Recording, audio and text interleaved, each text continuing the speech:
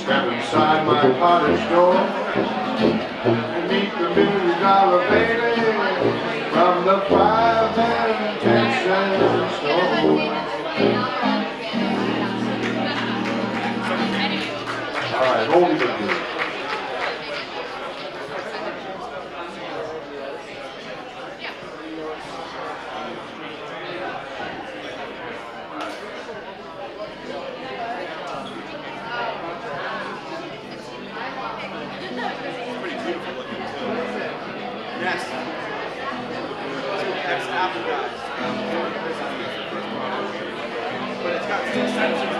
Oh, I hate to see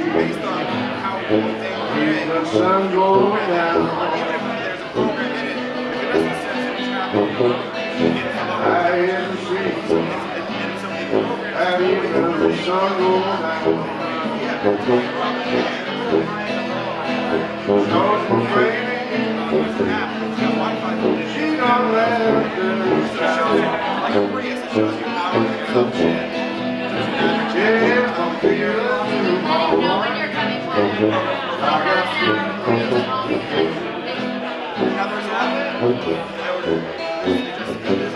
I feel you more, just like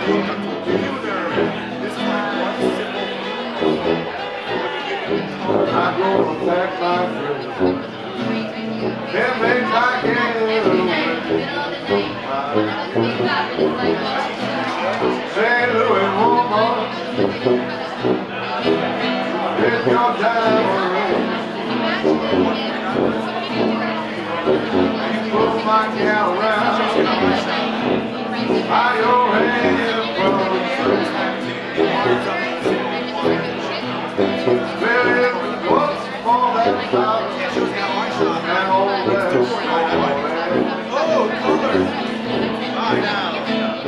yeah, that gal I love, she will go so far. I got to see Louis Blues just moved outside.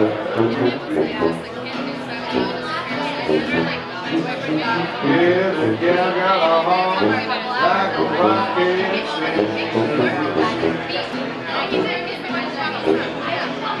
Oh, yeah, she was down so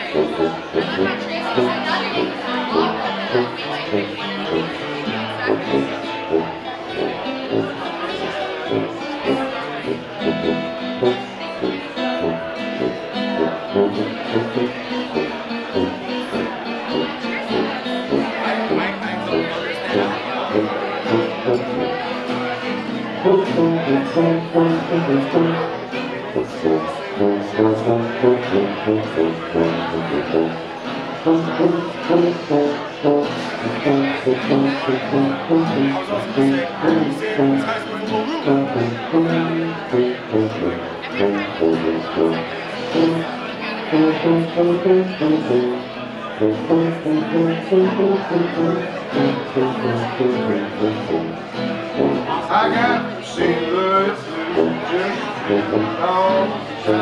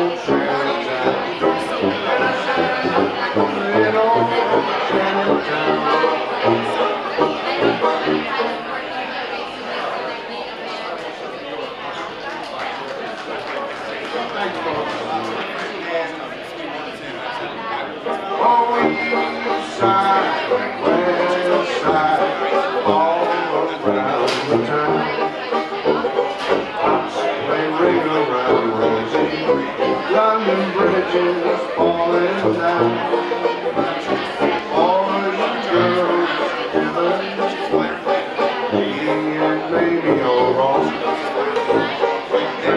The lights on the sidewalk.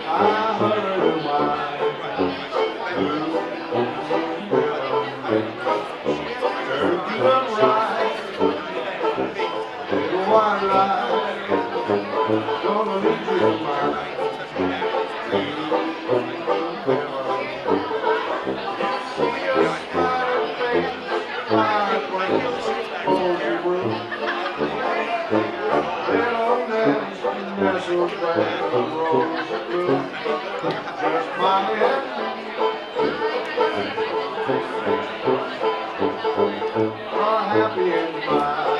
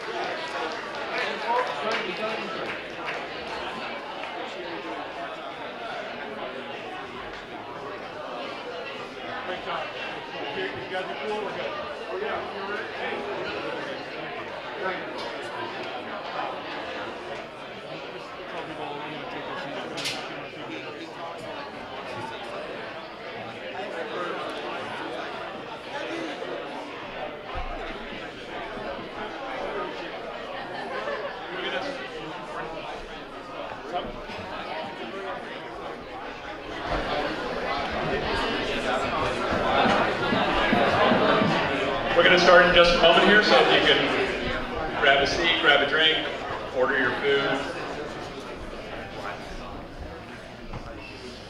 Don't stop talking. Don't stop talking.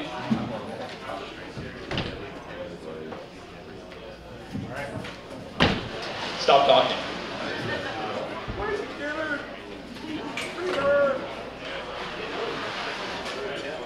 Yeah, hey, what happened to Freebird? Oh, right. Let's give it up for Ralph Amperian. And John Yo.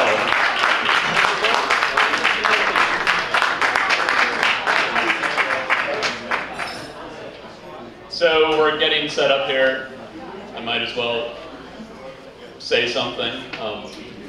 My name is David Friedlander, and along with Julian Boxenbaum here, I organize Lucid NYC, and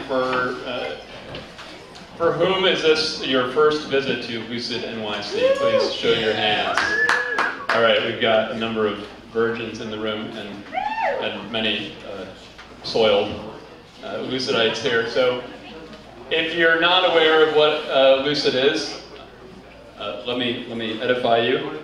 Basically, we're kind of a clearinghouse for the city's best and brightest thinkers and doers and people really who are very engaged with their worlds. And we find it's, I'm sure as you have, where it's a really self-selecting crowd, that you guys, by virtue of being interested in who's here tonight, are engaged with your world and find like minds. And really, we're one of the things that really excites us about this event is the type of people that we attract, and that means you. So welcome. So we're getting set up here.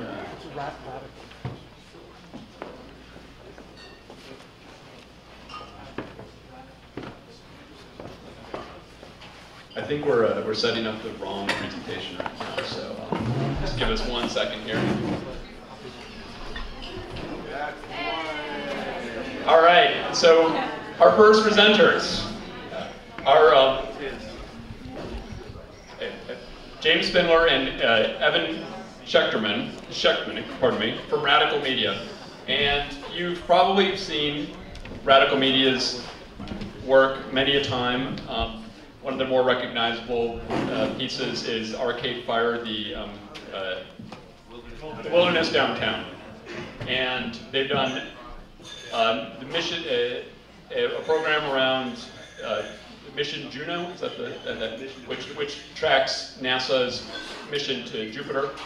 And if you've seen any of the, and they've done the Dos Equis campaign, which many the Dos Equis man, which many people know. And in my opinion, they're just really at the vanguard of, I mean, they call it transmedia, but we're really just making digital media beautiful and really, just really artistic. And I'm a great admirer of their work. And without further ado, I want to hand it over to Evan and James.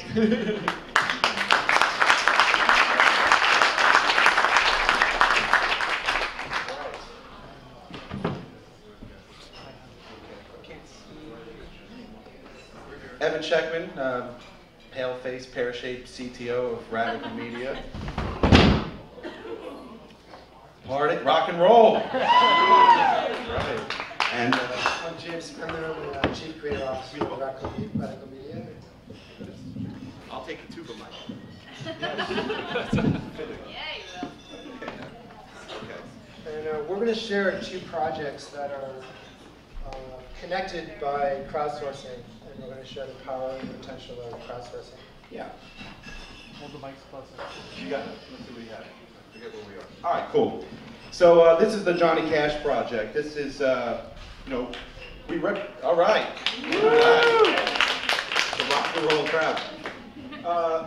So the interesting thing about Radical Media is the number of disciplines that are under one roof, and part of that is the representation of talent.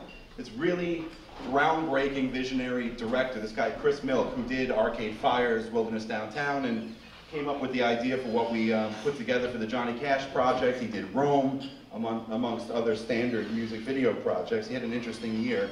There's a true cross-pollination of disciplines.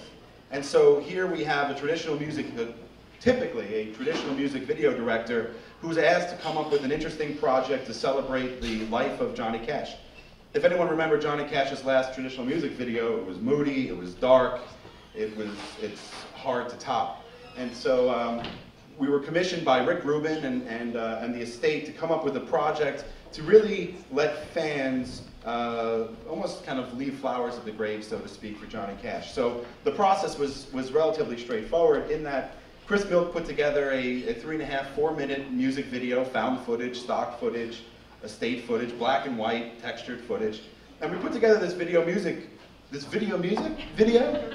that the crowd will never see as pure video.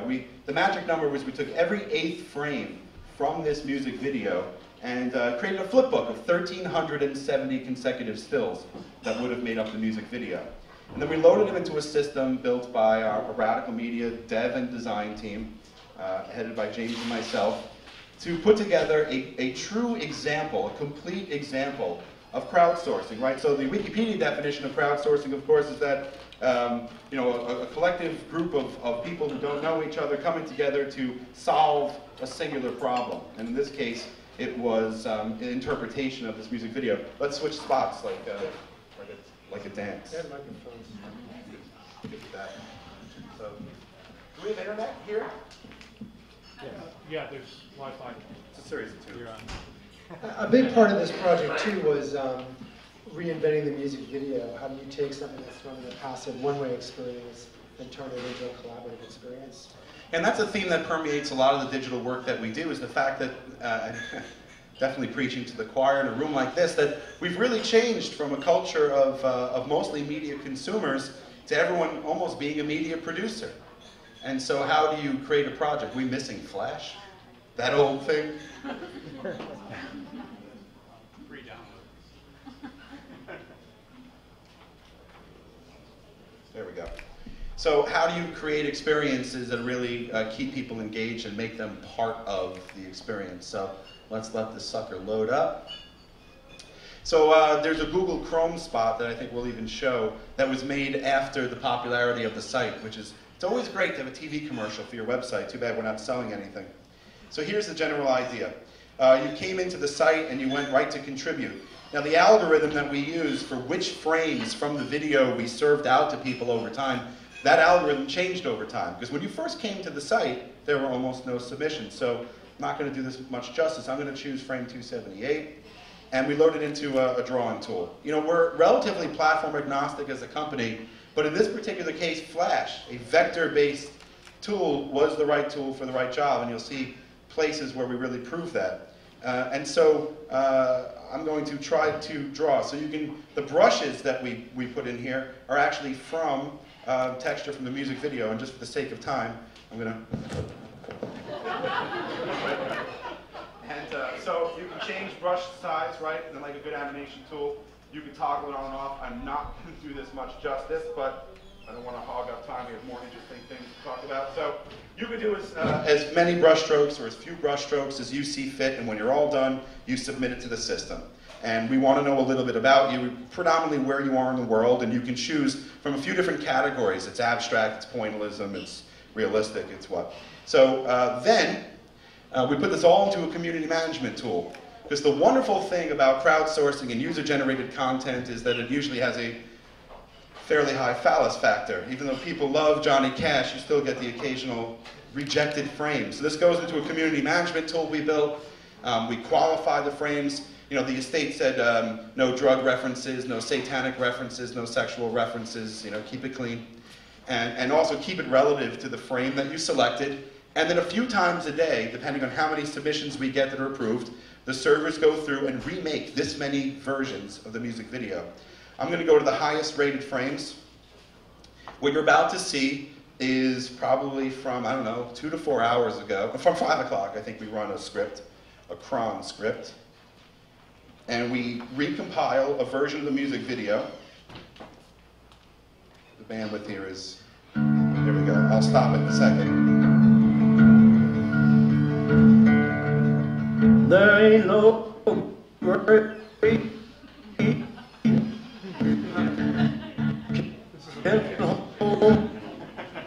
Technology is getting in the way. The bandwidth is getting in the way. I was going to start popping and locking, but I refrained from doing so.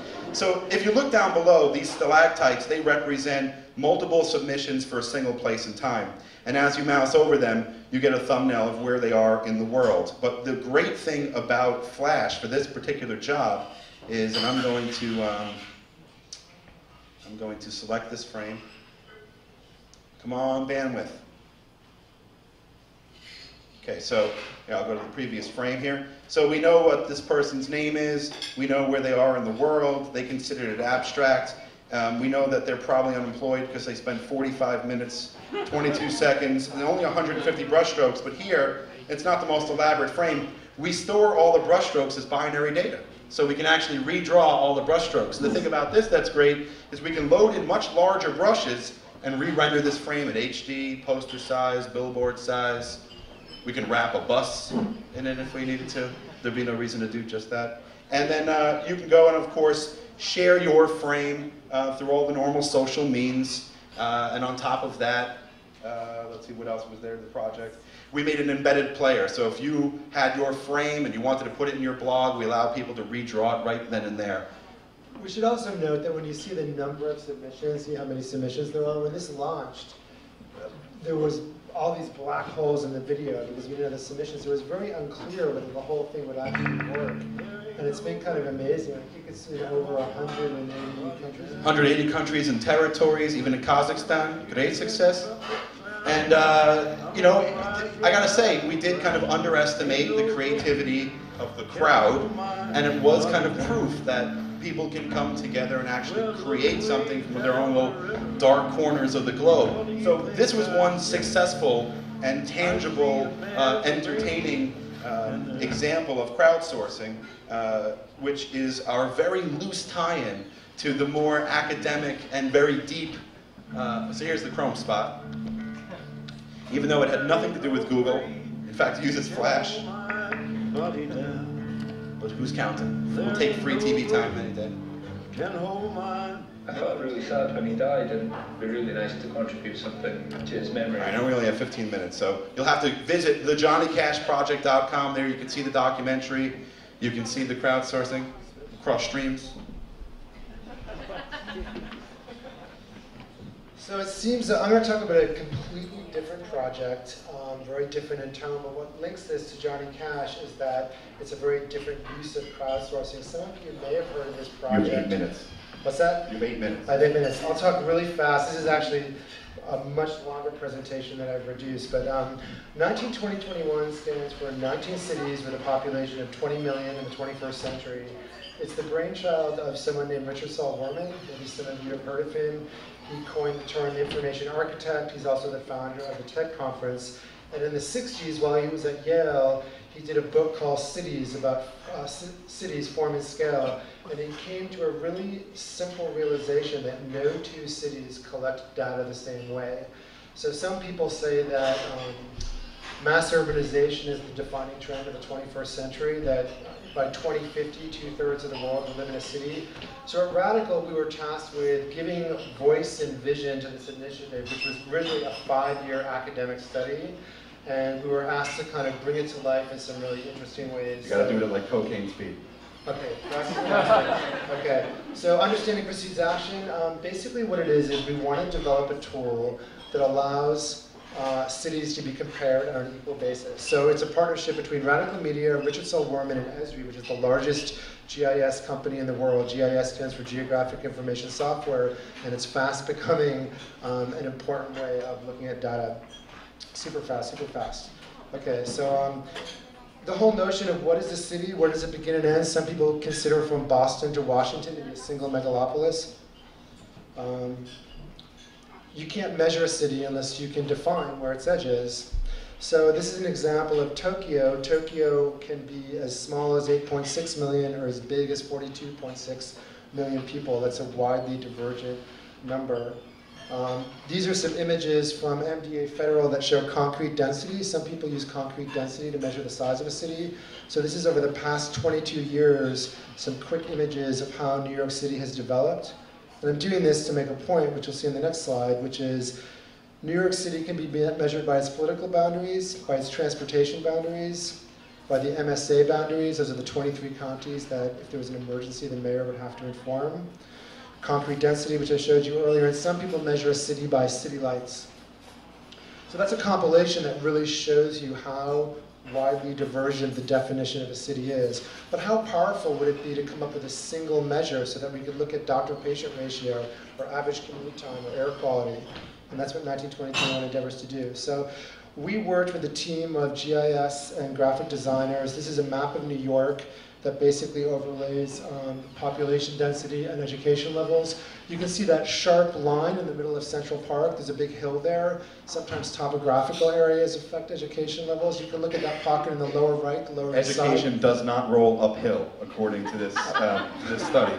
It's a really strange thing. Apparently not. On the Lower East Side, you can see there's lower levels of education, and that's because of a large immigrant population. Not surprisingly, household income is really correlated very closely to education levels. This is a map that shows you major trucking routes in New York. Those are the major industrial areas. You can see JFK in the lower right, my right.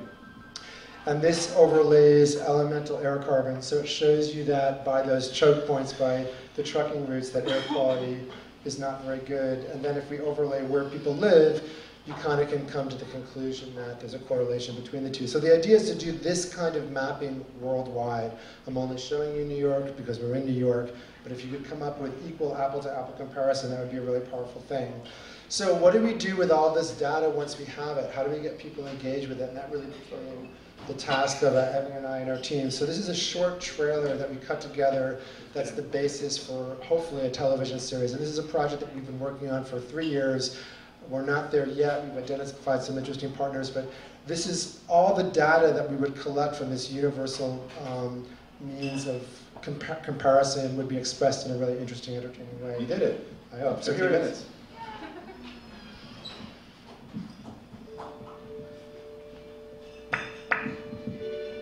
Cities. They're home to more than half of the world's population. Within the next 40 years, it will be 2/3. 70 million people will move to a city each year. 1.4 million per week. 130 every minute. What is the gravitational pull of cities? And why is the attraction so universal? Why are they organized the way they are? What do cities tell us about us? Cities, a groundbreaking television series, will explore every aspect of city living in every corner of the world through a unique and innovative lens. The series will observe the fascinating ways in which we, as human beings, use our resources, our instincts, and our ingenuity to thrive within these massive organisms of our own creation. How do we move? How do we communicate? How do we manage our food and water supplies? How do we satisfy our energy needs? How do we consume and recycle? How do we learn? How do we trade and invest? How do we maintain the health of our children, our aging, and ourselves? With human migration to cities happening on such an unprecedented scale, how will all these things change? Cities will be a comprehensive and voyeuristic survey of our world's largest concentrations of population, how they work, how they evolve, and how their future will define our future. Cities, understanding the way we live. So it's kind of epic. Cities is the consumer facing of the initiative. 1920-21 is the academic data collection part of it. And the point of this was to ask all these questions that the initiative would hopefully answer. So the connection with crowdsourcing is none of this would work if governments did upload data to a universal template. So without global cooperation, it will never work. And there's lots of privacy issues that go with that. But we're really excited about the potential and promise of it, and it's just been a really unusual project to work on. So hopefully some of this made sense, and thank you so much.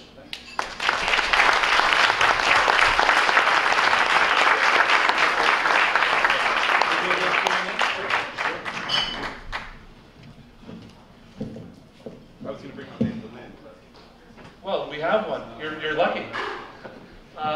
So this is the fun part where you get to ask questions of our speakers. So does anyone have any questions? Come on, don't be shy. There's one. How did you gather all the footage? How did you gather all the footage? We just have to. Right now it's all stock footage. So it's all just a keynote. We kind of refer to it as Planet Earth for People.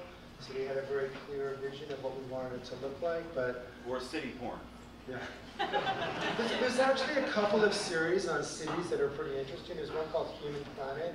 I don't know if anyone saw it. It was by the same producers as Planet Earth. It's a very different focus, but one of the interesting fun facts that I learned that you might find interesting is Abu Dhabi has no pigeons, and the reason why is because they hired a Feligan Palprin handler that is basically hired to eliminate all pigeons from the city. One of many interesting facts. But one of the things I wanted to say about cities that I didn't mention is while I showed you a television expression of it, the idea is to come up with a digital portal for everything urban so that we could really do comparisons. And I didn't want to go too far over my time limit, but these are some slides of what that website would look like. So it would be a pretty remarkable thing to be able to go to a single destination and be able to compare what the average commute time is, air quality, some of the other issues that I mentioned. There's a question. I haven't seen it yet, but Gary Huston is just coming out and organized. What's the relationship? Well, there is no relationship. I did see it. What's the relationship between Gary Houston's film Urbanized? Gary Houston's a... What are we planning to do together?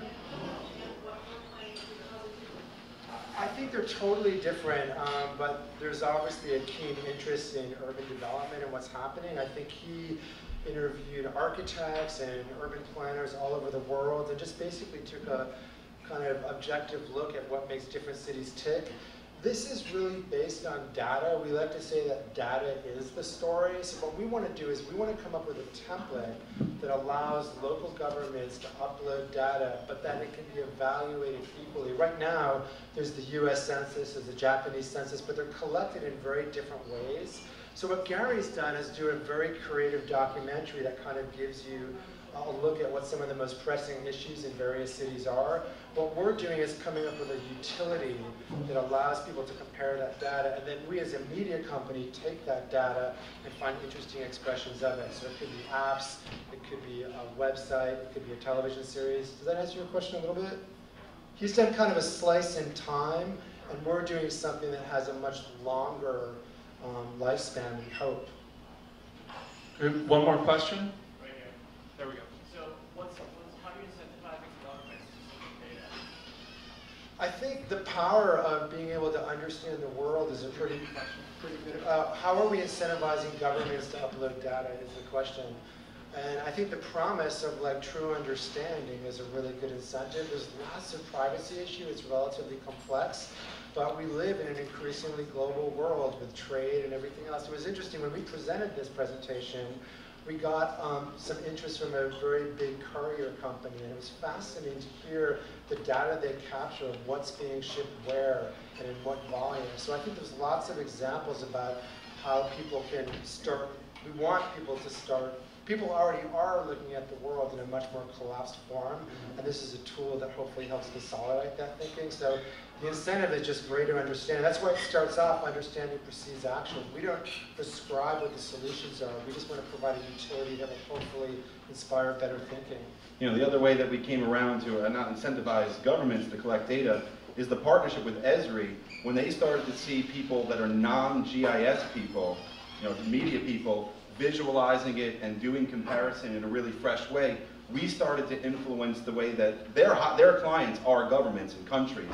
So we've started to accidentally influence the way that Esri builds their comparison tools. So they have this big, huge conference, which is boring, every year. It wasn't that boring. No, I'm joking. It's like we make it look sexy, and they do the real science behind it. And they started to show at this conference new comparison tools based on some of the visualizations that James and his team did. So when they go to collect the data, now they just display it in different ways, and it influences them, which is really an interesting effect. Exactly. There's never been more data, and it's so global, so it just seems kind of myopic to look at things in a very siloed way. So that's kind of the intention of it.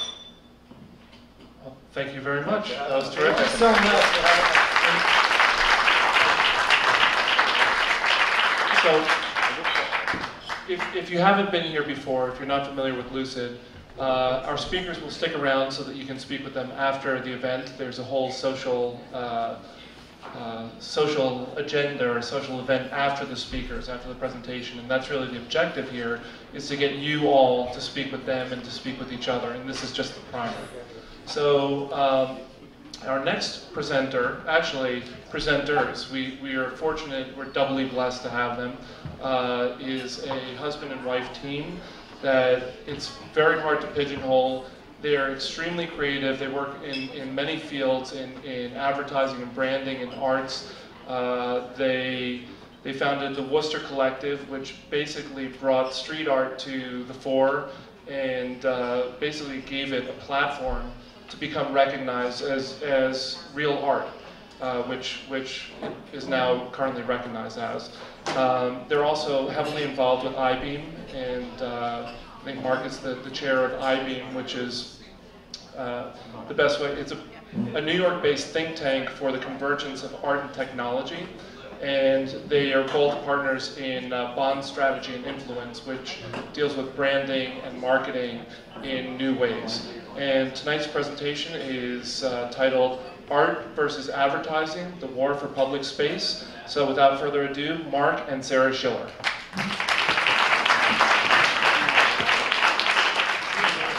Bring these closer together.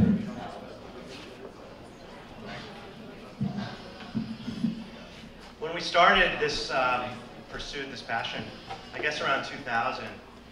It seemed like for us anyway, it was very easy to kind of separate street art and the desire to reclaim public space from advertising, and it was very clear. You kind of knew what was which. And then like any movement, things start to get a little bit messy and the gray areas start to emerge. And I think what Sara and I have always been passionate about, living in Lower Manhattan, downtown, and really wanting an environment that was creative for us and creative for, for our daughter and others, was a place where we were inspired every day. And seeing, thousands and thousands of photographs from all over the world every day, literally every day, and sharing a portion of that online, what happened was we started seeing these narratives play out where advertising was co-opting street art, street artists were co-opting advertising, and we started to get really interested in kind of how this evolution started. And so today we pulled some stories and some slides to kind of delve into that.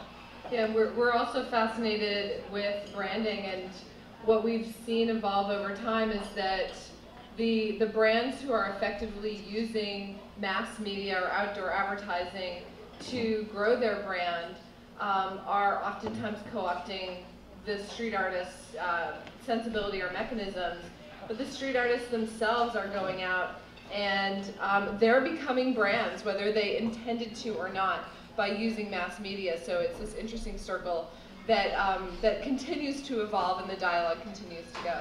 So Roadsworth was an artist who we really gravitated to his story. He in Montreal and throughout Canada would do these massive pieces. This is one example of just so many pieces that he did. And he literally in the middle of the night would go out with a roller and take signage and public safety, organizational structures and tweak them to make the city, when it woke up in the morning, much more fun and much more playful. But what happened with him was not only was he arrested for this and charged with 52 counts, but he actually was really put under a real strong microscope, because the issue was this public safety component, because of the fact that when we walk across the street, those, that grid is really supposed to essentially try to keep us safe. Whether that's true or not, that's the issue. So when he was arrested, the fine and the severity was very, very strong. And what was interesting is that the city, through radio, DJs, and others, really rallied around him and really took him in and saved him from a very serious jail time. And so what happens is that you start with kind of this freedom of creativity, and then over time what happens is through the internet, with creative directors or people sharing stuff, it starts to get really diluted, and you end up with something like this, which is really amazing when you think about it, because the scale of this piece, it's still supposedly in public safety, but because McDonald's had the ability to write a check, McDonald's can do this, but an artist can't. And that's when it starts to, for us, get really, really kind of compact. And what's really fascinating, and what we may partially be responsible for, is that people are so used to going online to look at images that this McDonald's image probably only was done in one city in one place, but because of the nature of the internet, it was seen by thousands or tens of thousands of people around the world. So the viral nature of what the street artist is using or ends up happens with the branding work also. And often the client doesn't know that Roadsworth ever existed, thought that whatever agency did this, it was their brilliant idea. So they never knew the authenticity, and they assume that suddenly something like this is going to be accepted. And then you start to question, well, is it actually real? Was it Photoshopped? Do we have to look deeply into it? And it starts to get very, very confusing. This was something that we got very involved in with, which actually was the first time where this colliding of brands and street art hit us in the face. It was ironic because at the same time that this happened, one of my largest clients was Sony. And what happened to Sara and I was a really interesting story. We got this photograph sent to us from somebody, and we were trying to share as much street art as possible. This was very early on, and we just wanted to show people that street art was everywhere, that this was not confined to, you know, a few cities, that it was there. And we put this piece up very, very quickly, and within 2 seconds we got an email, and it was, do you realize what you guys put up? That's an ad for Sony. And we looked at it and we're like, Sony PlayStation, well, and then we looked closer, and then obviously it made sense that they were playing with a PS2, which was just coming out at the time. And it led to us getting emails of the same piece in a different city put up the same weekend. And that led to us seeing it in our own neighborhood in all these different articulations. And it was suddenly very clear that Sony was going in and having people put the ad in places where ads don't normally go, meaning around the alley, but where street art goes. So the placement of the ad was to give it more credibility and more legitimacy. So we went online and we immediately brought this to attention. And then what started to happen? The backlash. The backlash started. And then you start to see, you know, this, and this, and this. And it's pretty harsh. It's very harsh. But then it gets very interesting, because you think, okay, well, this is kind of black and white. And that leads us to an artist in Toronto. So this is a work by Dan Bergeron, who again does wheat paste, and oftentimes these are his friends or his neighbors or people in his community that he's making life-size images of, and he's going out and putting them up on the street. So this is his style for people who live in Toronto and people who follow him on the internet. Everyone knows that this is his work. So one day we got sent the following photograph. And it was this. And now we're much more savvy. You know, we look at things and we see brands, and I look at this and I'm like, something's not right here. That is definitely an ad for Vespa, because an artist just wouldn't do that. And we knew that it was Dan, and we went back to Dan, and Dan said, will you please put it up? Please do that. We did, because what Dan wanted to push forward was that dialogue that, as an artist, because they actually hired Dan to do the Vespa wheat paste. To take his own characters and to play with them and to make them into part of the brand message. And I think this is when Marc and I really started to understand that it was not all black and white, and that there are people like Dan who are out there trying to live as artists, and it's so difficult that at times they need or want or choose to do things like this, and that he was willing to do it and got paid the fee that he wanted to get paid to take his own work and make it into a branding message. And then you get into the complexities of somebody like Shepard Fairey. And, you know, with Shepard, it started with, when he was at RISD, you know, the Andre the Giant, and that original sticker, which before the internet, before we had the ability to communicate, Shepard was able to get that sticker in cities all over the world on back of signage before anybody really had the type of connectivity that we have. And with Shepard, it's very interesting to see the life of what's happened with specifically the Andre the Giant image that he created as a student. It started as this. It then led to other variations, which you can start to see the roughness of it, the design, the order of it starts to come through, because he's playing with Russian iconography now and all graphic design and all the things. You start to see the advertising motifs start to come in through wheat paste and through things that you would expect with advertisements, but it's still keeping its non-commercial quality to it. But he has more size and repetition. And then you start to see people co-opt because of the power of that original image. So you start to see on the street all of these variations of what Shepard had put out there because of the power of that original image. So it doesn't stop with George Bush. It goes on to Obama. Mark Zuckerberg. And it continues. To literally, and Shepard puts these on his website, so if you go to the OBEA website, you'll actually see that they're all on there, and it becomes very fascinating. And fun. And then that leads, though, to some real controversial things. This is a wall that was originally painted by Keith Haring. It's on Houston Street, not too far from here. And when Shepard did his show at Deitch, which was the final show at Deitch Gallery, that same week, Shepard did this massive wall, which is very conflicting, because in some ways it's not really selling anything. But if you look at it, well, is it selling Shepard Fairey? Is it selling Shepard Fairey's gallery show? Should that matter? Should it not matter? And suddenly, because of the iconography of what Shepard has done and the clear evidence that this is Shepard and nobody else, you start to lose touch with what is art and what is advertising.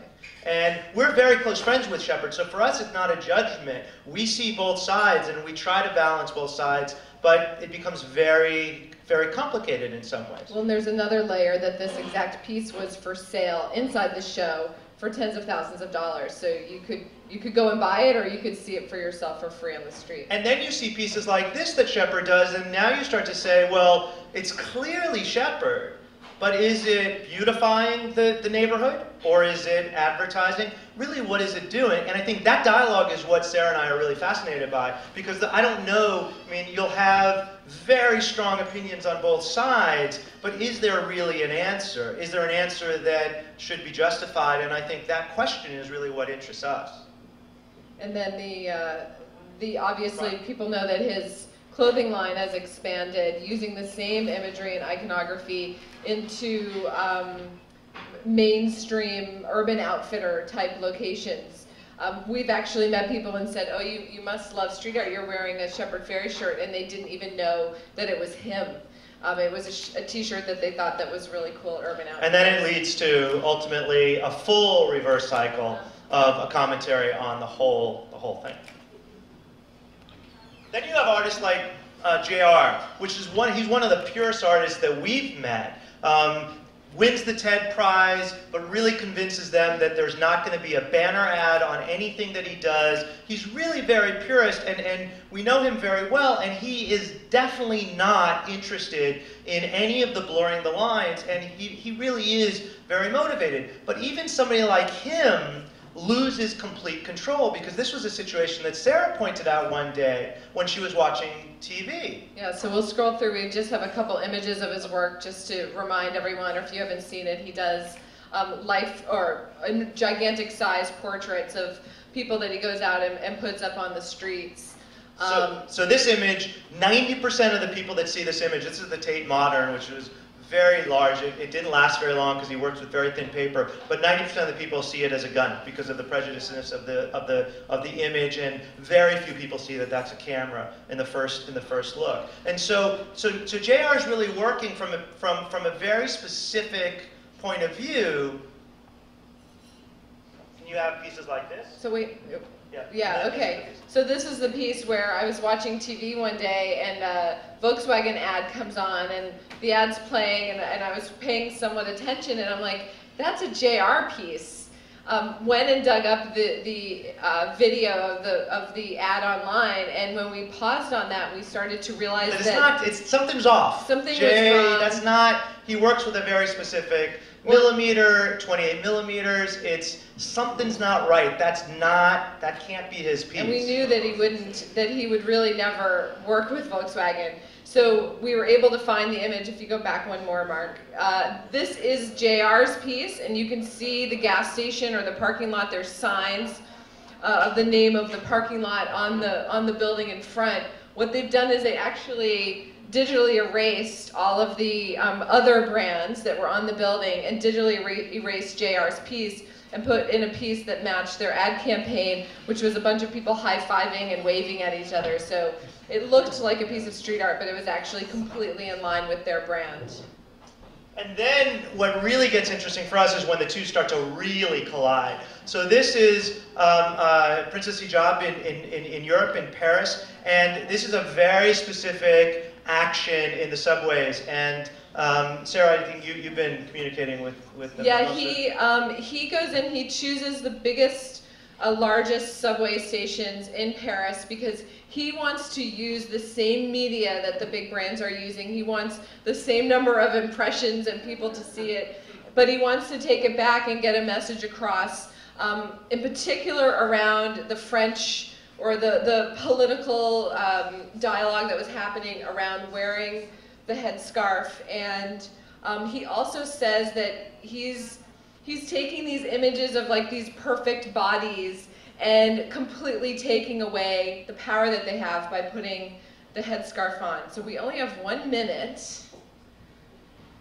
And with that, should we just do this one last one? Yeah, this is actually a project that we kind of actually really like, because like we're not really, I think we see both sides, and because we are involved in brands. This was a project that Adidas did with Adicolor in Berlin, and it started with these very plain canvases that were put up, these billboards, but they did have an Adidas ad. Logo on so them. it wasn't as if it was just white. On the top you could see an Adidas logo, and then there was some text.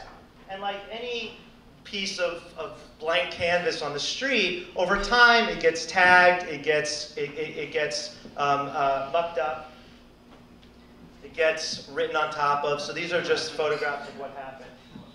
And then what happened was, to show what the Adicolor line was really all about, was that they went back and they covered the graffiti that was put there with the shoe, showing the colors through the shoe. So we think this is fun, and it's a way that the brands can use the street in a clever way, and it's on target for them. So I think we actually should stop. You want to do that? No, we can All go right. on forever. So unfortunately, We have a lot more Yeah. examples, but I think we'll stop there with Dan Witz's piece. Yeah. For Halloween, it comes this. And then you get the confusion of Banksy. We should end with this. I don't want to one. be the bad guy. Yeah. We'll just end with this one last piece, because this is sort of the full circle. When Banksy came to New York City to open his show that was around his pet shop, he is now so big and so famous, having used the street to, in a sense, build his brand. He's anonymous, so he can't actually go out now and put up his own work because he'd be identified. He's paying Colossal to go out and paint his imagery to promote his own show in an anonymous manner. So it's a brand having to pay the advertisers. I mean, it's an artist having to pay the advertisers to put up their art. Yeah. So that's the full circle.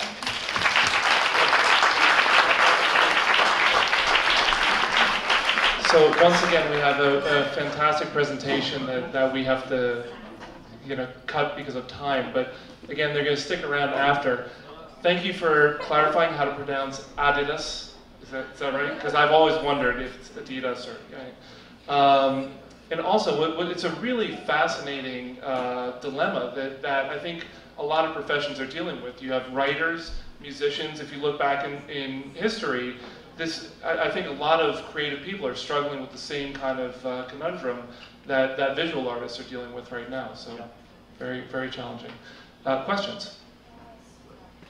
Would you say that the street artists, in a way, are more like continuing exploring the issues of pop art that were first pioneered in the 60s with the consumerism, and then it eventually reflects back with advertising themselves or being co-opted, as opposed to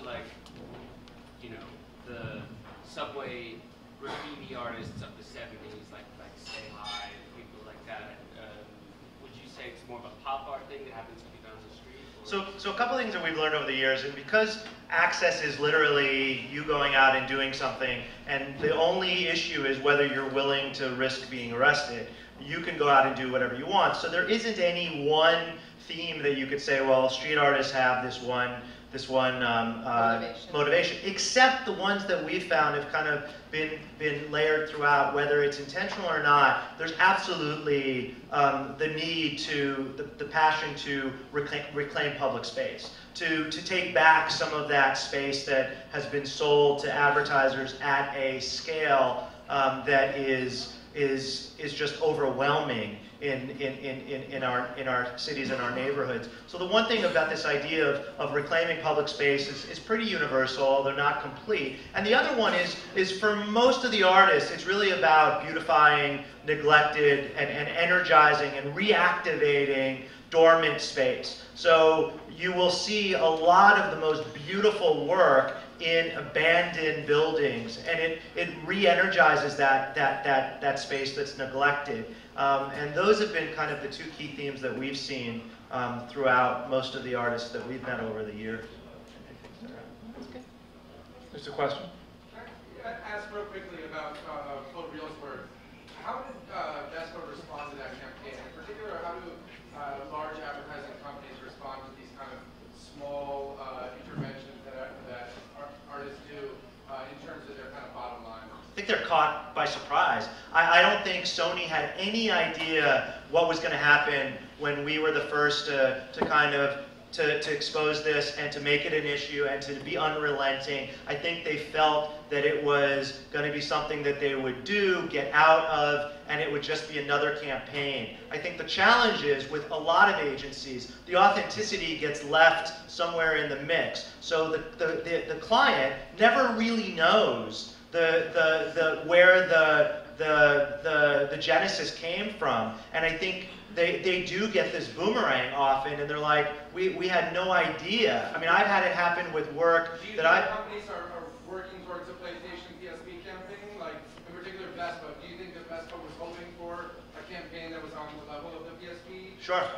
Like outcome, the kind of backlash that's associated with it? You mean, do they want the backlash? Do they want that sort of backlash? Is that what they're going for when they're paying an artist $10,000 for a campaign that's possibly a multi-million-dollar campaign? Yeah, it might be, Jordan. I mean, that we don't have insight into what Vespa was thinking. It could be. It's really hard. That's the all PR is good PR. No shit. I have a question. How do the companies and the corporations now differ from the nobility and the church, you know, in history? I mean, you're talking about going back and getting back to the freedom of artists, but hasn't there always been a patron in the arts? But it's what would be the optimum solution for you? Well, yes. I mean, in theory, the brands have the money. And in theory, the artists need the money to realize large projects. And in theory, that should be a marriage that should work. The problem is that when you actually have to finalize that work, it's very, very rare that the purity of the intention of the piece makes it to what is the final piece. And at the end of the day, whether the logo is there or not, the brand is there to sell their product. And there is a motivation to make sure that as a patron, their message follows through on that. But at the same time, they do realize a lot of projects that would never happen if they weren't funded. Now on the flip side, the brands are very close to the artist because the artist is then getting a vehicle to become their own brand, and it starts to get very complicated. And just to add one thing, many of the artists are trying to go around that by selling fine art and coming up with their version of fine art in order to fund their street projects. And that in itself has its own branding cycle. Well, unfortunately, we're out of time for the question and answer, but again, they'll be sticking around and you can speak to them directly. So thank you very much, Marc and Sara Schiller.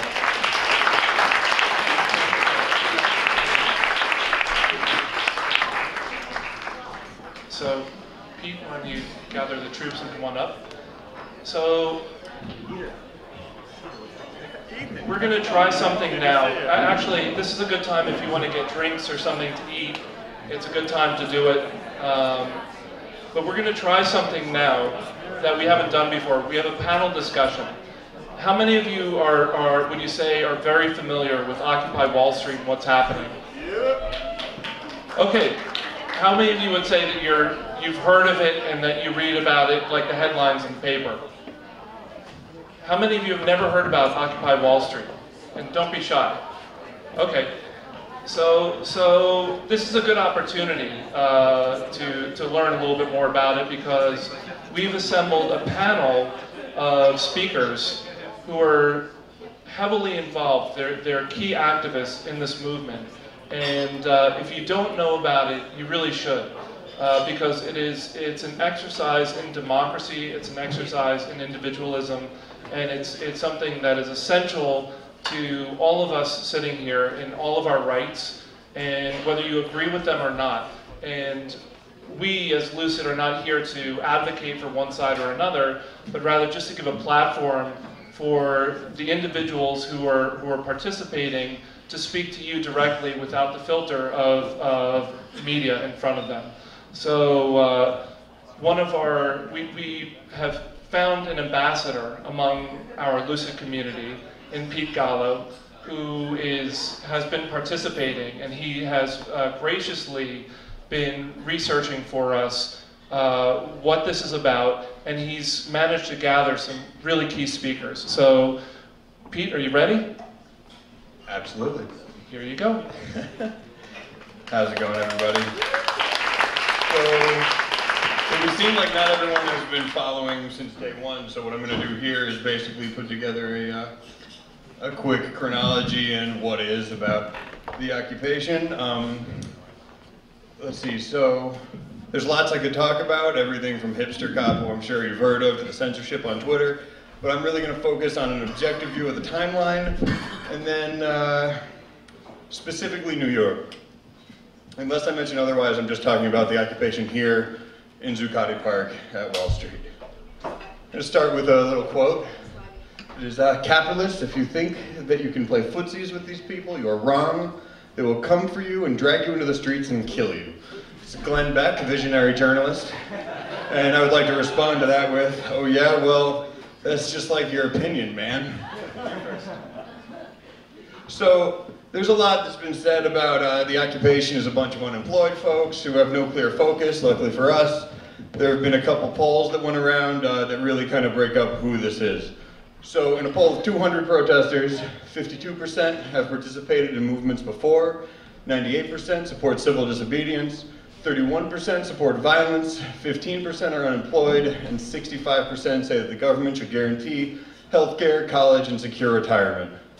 In the same poll, 30% are against the influence of corporations and special interest over policy. This is where I fall in. 11% are for changing the two-party system. That might not be too bad an idea. 6% are upset about income equality, 3% are opposing democracy and capitalism, and then 4% are for radical redistribution of wealth. So for all the talk that's been going on, it's like, oh, these are communists, these are anarchists, they want to just completely destroy our country, only 3% are saying that they want to change democracy and capitalism. So I'm not sure if you know about how it really works. The occupation is made up of about 40 different working groups that each have their own specific purpose. All the decisions made at the occupation and in each working group are done by direct democracy through a process called the General Assembly. In the General Assembly, one person stands in the middle of a group of about 100 to 1,000 people and speaks their mind, and then the people around them echo what they've said so that everyone can hear. There's no amplification allowed at the protest. No mics, no bullhorns, nothing.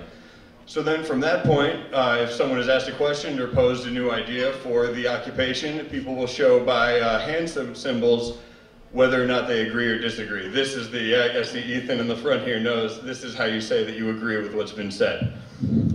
Let's see here. All right. Oh yeah, also anyone who wants to speak may speak. They just have to do what's called get on stack, which means basically waiting in line to be a speaker. All right, so what's in Zuccotti? Here's a map of the community that's been put together down at Liberty Square. There are a couple information desks for passersby, a library, a media center, and a press desk. There's a kitchen that serves food practically all day long, and there's a medical tent that takes care of any sick or injured protesters. At any given moment, the park is surrounded by police, news vans, and food vendors.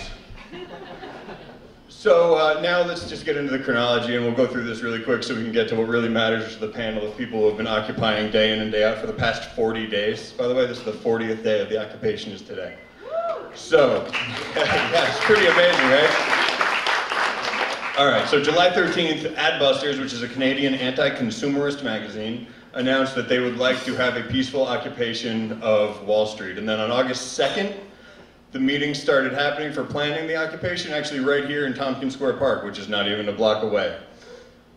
On August 23rd, Anonymous, which is a hacktivist group with over 9,000 members in the US alone, endorsed the movement. This was huge for Occupy Wall Street. Actually, 3 of our panelists here are representatives of Anonymous. Day 1 was September 17th, and 1,000 people attended, and 100 spent the night, about 100. Tents were torn down by the NYPD, no tents allowed, and amplification devices were forbidden. As I go through the next few dates, you're going to notice that all these key moments happened just days apart from one another, which really added to the momentum of the movement. Okay, so one of the first things that happened was on day 2, a bunch of people marched beneath the balcony of Cipriani's, which is, I don't know if you're familiar, is a rather fancy restaurant down right on Wall Street. Here's what happened.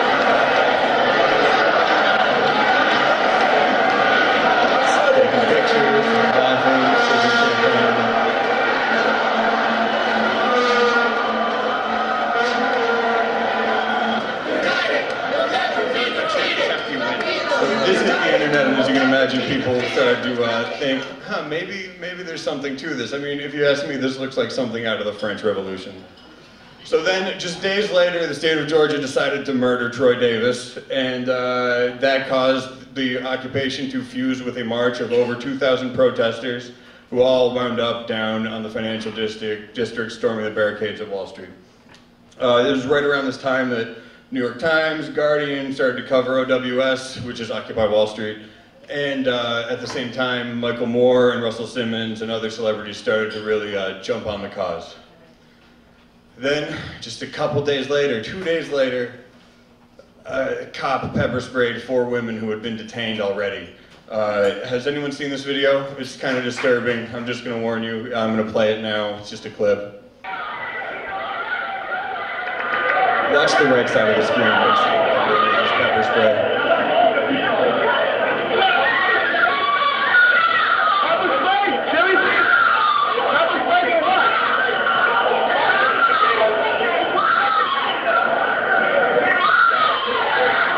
Doesn't look like too much fun. So, man, I can barely handle it. So, that released to the internet, everyone went crazy, and Anonymous actually tracked down and released the information of this officer who did the pepper spraying. I don't know if you can see it here. His name is actually Tony Baloney. I'm not even kidding, I wish that was a joke. And they released all of his contact information, so if you'd like, you can give him a call yourself at 518-989-9051, or visit him at 5 Sawyer Ave in Staten Island. So then, it's just a couple days later, again, we gained some support from unions and decided, hey, let's march over the Brooklyn Bridge. 5,000 people march over the Brooklyn Bridge and 700 are arrested. This is the first action that really enraged the entire nation. Then Wednesday, just a couple days after that, 15,000 protesters tried to breach the barricades at Wall Street, but were again held back by pepper spray and these giant orange nets that they've been holding. Day after that, Obama made a weak endorsement of the occupation, saying that it sounds like the people are angry, but it's really Republicans' fault. Great. Then that Saturday, SNL decided to cover Occupy Wall Street, which I think actually did a great favor for us. So, the following week, Bloomberg tells the occupiers that they gotta leave, they gotta evacuate so that we can power wash the park. Right.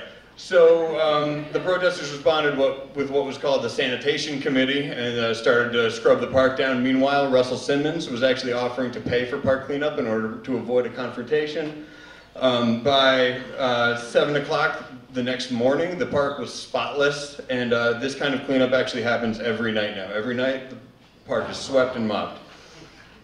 All right, cut to the following Saturday. It was the day of global protests. There were protests in 1,500 cities across the nation.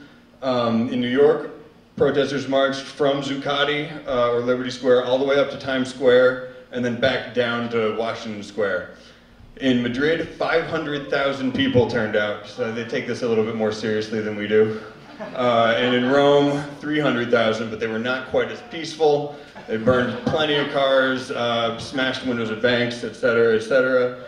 Right around this time, also Willie Nelson and Pete Seeger joined in a march on Columbus Circle. So then, back in New York, this is just this past Saturday now, we're getting pretty current. There was a march against stop and frisk and a march against police brutality. Meanwhile, at Liberty Square, there were 1,200 cops and 16 prison buses that wound up doing nothing, but were seemingly there just to really intimidate the protesters. Things have been relatively peaceful until recently there have been some internal struggles at the park, thefts and various crimes being perpetrated from the outside in on people who are occupying. But while the East Coast was kind of simmering down, Oakland got totally fucked up. I don't know if you guys heard about this, but 5 a.m. just a couple days ago, actually yesterday, they, yeah, right, they tear gassed everyone. They wound up actually shooting rubber bullets at people, flashbangs, and using LRADs, which are sound cannons. And then, so they dispersed about, 500 people, and 100 were arrested. And then that same night, hundreds, if not thousands, there are conflicting reports. The highest one I heard was 5,000 protesters took to the streets of Oakland and were met with the exact same response. This is a elderly lady in a wheelchair getting tear gassed, and she's being helped by two dangerous protesters. And then this is Scott Olson, who's a 24-year-old Marine veteran, served 2 tours in Iraq, got shot in the face with a rubber bullet, and is actually in critical condition right now. So I'm going to end with that. That's my name, that's my Twitter handle, and I think we're going to move on to our panelists now.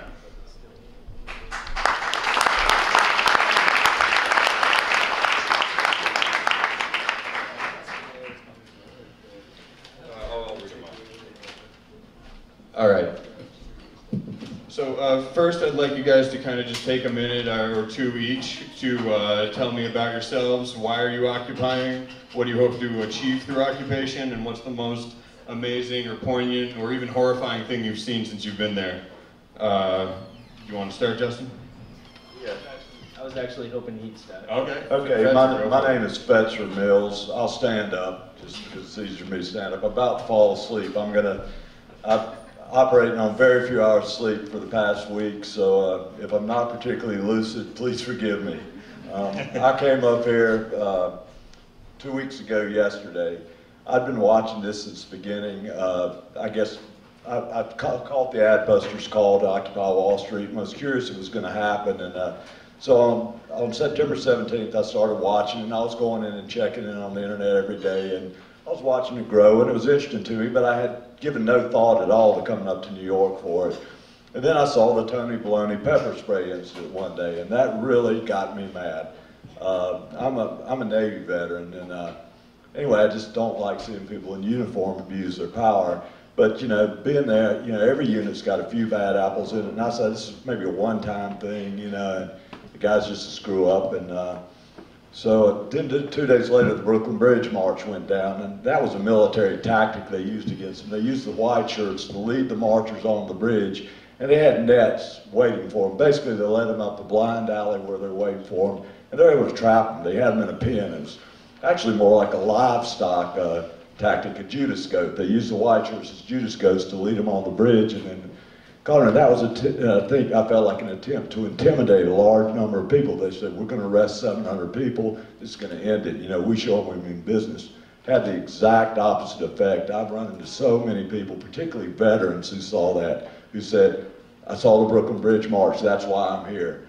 The Tony Baloney thing brought more people in. Then 2 days after the Brooklyn Bridge March, Herman came. My wife is an attorney in Lauderdale County, Tennessee. And Lauderdale County is one of the poorest counties in the whole country, and so most of her clients are losing their houses. They're just in terrible shape. No jobs, no health insurance. And then she saw Herman Cain come on television and say, anybody in this country that doesn't have a job just doesn't want to work. And she got mad and she said, Fetzer, get your ass off that computer and get on the next plane to New York.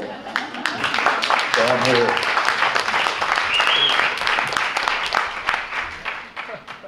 I'm Dwayne. I live in Brooklyn. I came out. I'm a videographer. I came out originally to shoot a documentary on the movement, and I decided that it was too difficult to stand back and just play with my camera while everybody's partaking in this movement. So I joined the media team. I work on the media team now with the live stream. We basically have a 24/7 media resource for anybody who wants to know exactly what's happening at Occupy Wall Street without the spin from the mainstream media. So that's what we're doing, and I'm here to help the movement. I'm Jay. I'm a day one occupier. I'd heard about it months before it had started. I'd been involved in some of the Adbusters campaigns. So I've been there since day one. I've been part of the planning of it. I guess I'm there because as a college student with massive debt, as a member of a working class family, I see the daily struggles that the working class goes through. So I feel like I'm obligated to be there, if anything, because this is our fight. As far as the most heinous thing I've seen, I mean, the Tony Baloney incident happened like 20 feet away from me. Like, I was in that group when it happened. So I still remember that. Like, it burns an image in your head. When you see people you see every day get pepper sprayed by a cop for no reason, it's kind of like, it sticks with you. And I guess that's pretty much it for me. I am Joe. I've been here since day one. I'm out here because I want accountability. We can't do anything with the current system that we've got now. And I've met so many people here. I met Dylan Radigan, who wanted to start a campaign to get the money out of politics, and it sounded crazy, but it's something that if we want to get anything else done, I feel like we've got to do. I'm willing to do that as long as it has to be. We're going to all be here as long as we have to be. The best thing, I think, the most memorable thing so far, I got a text message from Jesse LaGreca the night that they were going to evict. Jesse LaGreca is the one on YouTube, ripping Fox News to shreds all the time, union hat blogger, Ministry of Truth. Anyway, he's pretty well known. He texts me, he's like, I'm going into secret counter troll ops mode. I just found out Bloomberg is having dinner at Cipriani's. We just reserved the table next to him. 2 hours later, I look on Daily Kos, there's 2,000 people outside of Cipriani's, and I'm like, oh, crap. And I woke up the next morning and we didn't get evicted. So, yeah, people power, man. People power.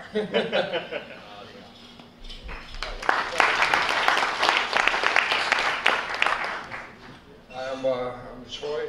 I come from an extremely old-fashioned, very old-fashioned family. Born and raised in Queens, New York, and pretty much I've just been taught to stay within the guidelines of the system that we're in, and just obey the rules and do what you have to do, and you start to realize, well, when the working class man is just walking around getting shit on, and you're getting nickel and dimed by the mayor, basically, you're just getting nickel and dimed, and nobody's saying anything, and it's happening all over, and it's right there in the open, and nobody could get on the same frequency because we're all taught that we're in the grasp of the system.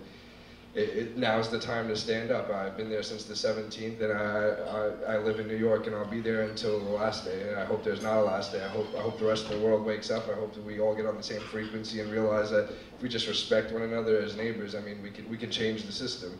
You know.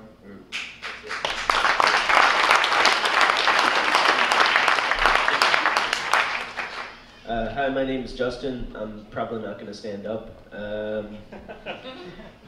So I've been there off and on since day one. I went to, he showed you the picture from Madrid. I was there on the 15th. I was in Athens. Tomorrow I go to Boston, blah, blah, blah, blah.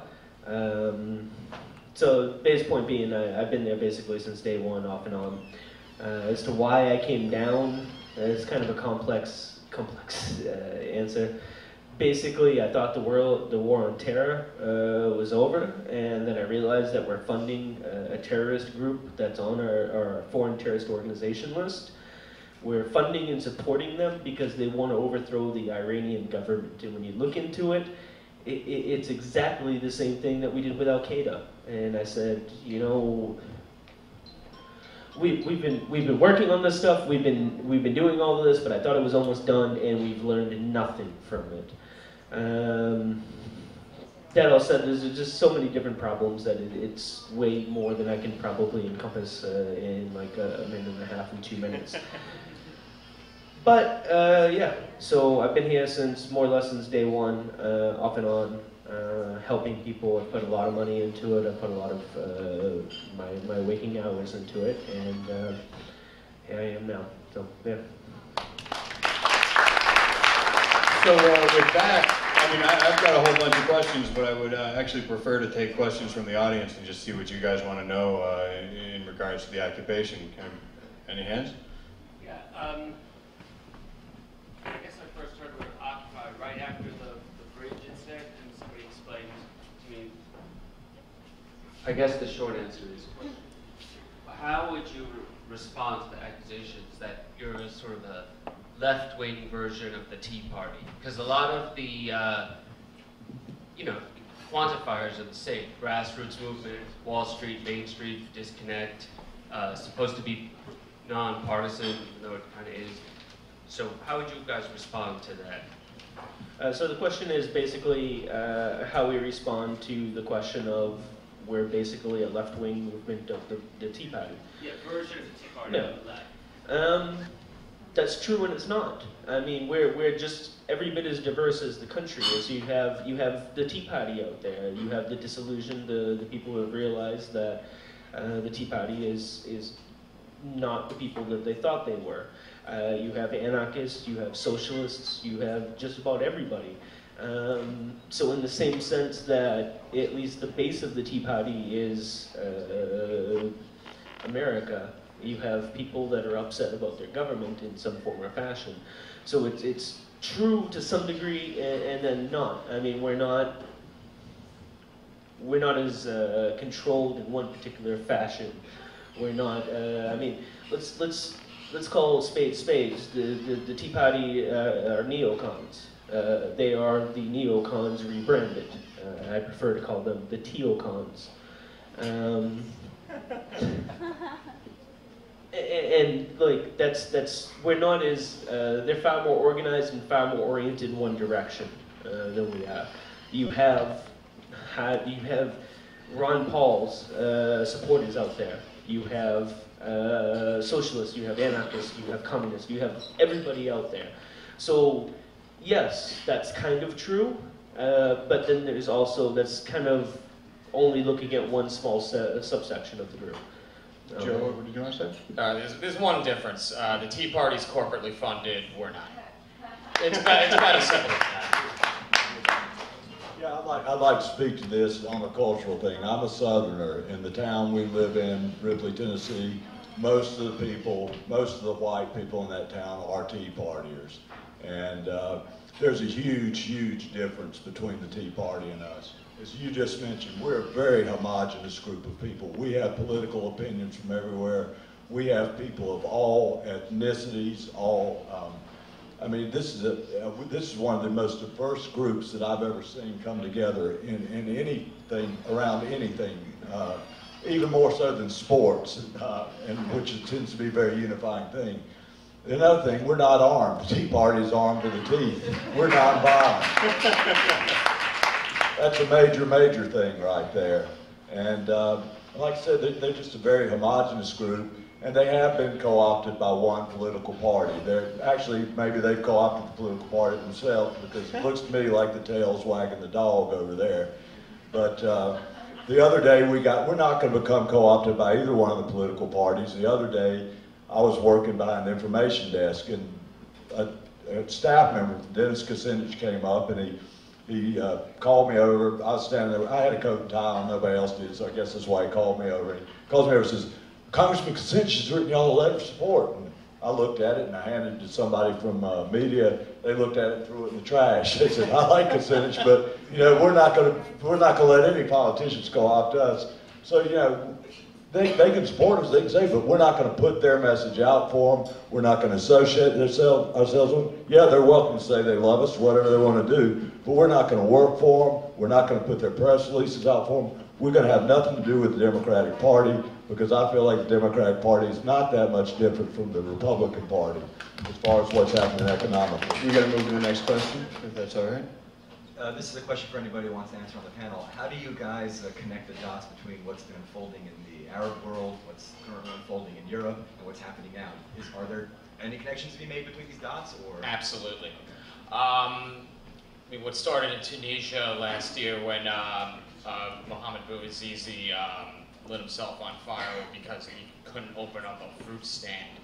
There was a lot of pent-up rage in North Africa and like the rest of the world because of commodities prices. You know, it was hard for people to eat, people to get anywhere. It's the same thing here. You know, we might be playing with more money, but they're taking more money away from us. So,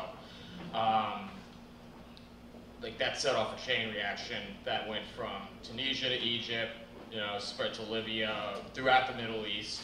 And finally, he came back here. Like I've heard for like the past couple months, like, oh, well, why aren't we doing that here? And you know, now here we are. The corruption came straight back to Wall Street. It's not a coincidence that this happened, because if you look at what a lot of these banks are doing, I want to single out one, Goldman Sachs. They've got schemes all over the world to speculate on commodities and you know, just take as much money from everybody as possible.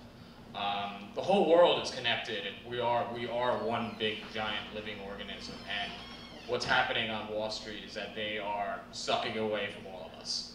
So, and to answer your question, it's absolutely everything's all connected. I think so. Pete, let's take one more. Okay. Yeah, can we do one more question? Hi, I totally support what you guys are doing, and I've participated in some events. But when you showed that slide before with statistics about what the occupiers sort of think, and 30% was about sort of corporate greed and whatnot, and then 6% or less, I think two out of the three of those issues were about income inequality and redistribution of wealth, which to me are the fundamental issues that sort of bring people together across the world. Sometimes it's corporations doing it, sometimes it's governments, whatever. I feel like that's where maybe Americans or this movement could be really helpful in sort of, you know, getting people banded together around fixing those issues, because that's an age-old issue. The corporate thing I see as sort of post-World War II. I'm just wondering, do you think that you guys are being effective in changing people's perceptions and behaviors and getting them to really rise up against things like income inequality and these things that only, you know, less than 6% of the population you surveyed thinks is important? So I look at this as kind of like 1960, 1961, something like that, and it's hard to tell what will come out of this. The problem with terms like class warfare and income or wealth redistribution is that we've been really, really programmed against socialism, and those are kind of loaded terms. And nothing you can say or do against a good cross-section of the population will ever convince them that that's anything but evil. So I personally avoid those terms specifically because I'm never going to win any specific front. That said, like, will it come out? Like, I'm pretty sure we're going to be the backdrop of the next presidential election. I'm pretty sure that we have the beginnings of a shantytown in downtown Manhattan. I'm pretty sure that this is happening, like, as Americans, we're very American-centric, but like, this is happening all over the world, from South Africa and Korea to Australia. Like, Occupy Melbourne was, like, we kind of missed it all, but that was completely, the Queen's in town, that was completely beaten down in the streets. Manchester, the first day, they had 35,000 people. It's all over the world. I hate to cut you off, but we should probably jump to the next, just for time's sake.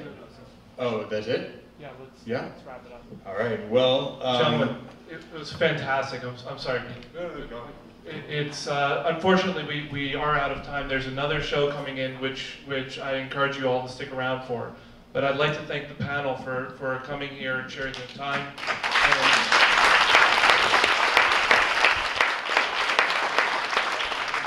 And I know a lot of you have many more questions, and here's your opportunity to talk to them. So please make use of it. And please stick around. And I'd like to thank Drum again for being such a great host, and Pete for going so far and beyond to make this happen. To David and to all of you, thank you. Definitely take the time to talk to these guys. They've got a lot to say. And whoever it was that asked about the reverberation of the Middle East and Europe, please find me, because I was in Madrid on the 15th, and I've been in Athens, and I've been in a couple places that I can answer this question pretty well. We've had activists from Egypt, from Tahrir Square, been in there doing teach-ins here at Zuccotti Park. They've come in from Egypt.